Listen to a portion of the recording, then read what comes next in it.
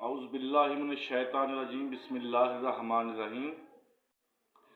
कुछ लोग औलिया अल्लाह की शान दे विच वीडियो बनाउण दा आखण डे ने जी कि औलिया इकराम की की शान है। तो औलिया इकराम की शान नबी पाक सल्लल्लाहु अलैहि वसल्लम और आप दे अहले बैत अलैहिमुस्सलाम ते फिर आप दे असहाबा इकराम ते उस तो बाद फिर नंबर आउंदा जी औलिया इकराम का। तो बड़ी बुलंद शान है जी औलिया इकराम की, इस कोई शक नहीं। नबी पाक दी हदीस है ना कि मेरी उम्मत दे उलमा दा मकामो मरतबा जिहड़ा है वो बनी इसराइल दे अंबिया नालों दे बराबर होएगा। तो बनी इसराइल दे अंबिया दे बराबर औलिया इकराम का मरतबा नहीं। तो यह हदीस औलिया अल्लाह के बारे में ही है, ना कि यह मौलवियों के बारे च। मौलवियों के बारे च नहीं जी।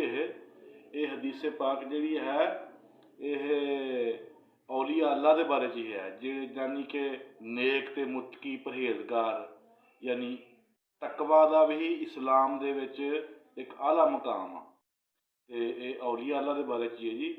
तो औलिया अल्लाह का मकाम जिहड़ा है वो उम्मत दे विच बहुत बुलंद ते आला मकाम है।